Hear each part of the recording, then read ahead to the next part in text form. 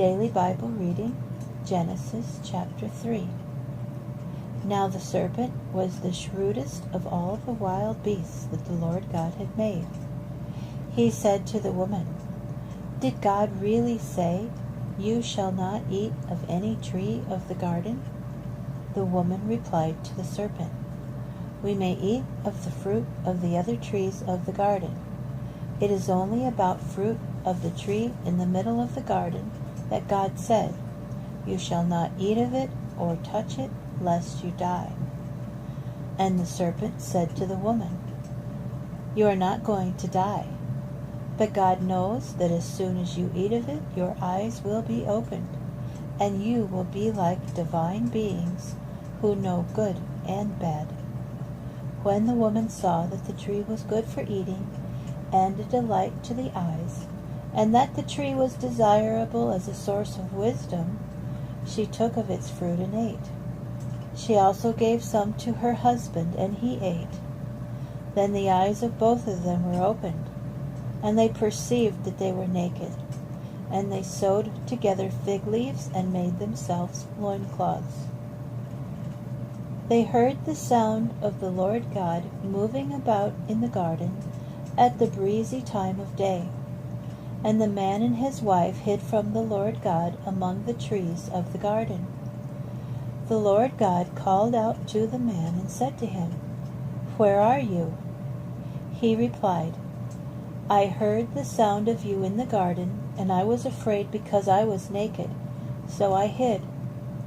Then he asked, "Who told you that you were naked?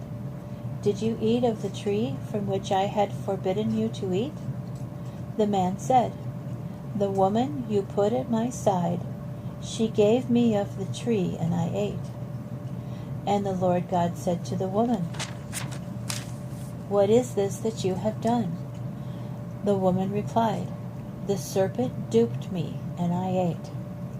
Then the Lord God said to the serpent, "Because you did this, more cursed shall you be than all cattle and all the wild beasts.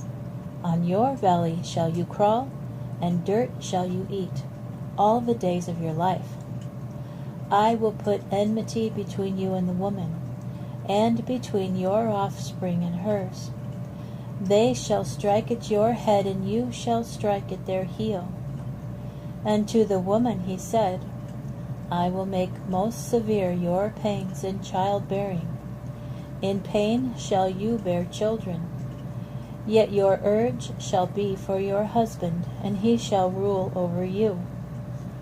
To Adam he said, "Because you did as your wife said and ate of the tree about which I commanded you, you shall not eat of it. Cursed be the ground because of you. By toil shall you eat of it all the days of your life.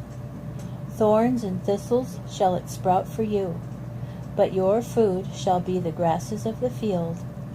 By the sweat of your brow shall you get bread to eat, until you return to the ground.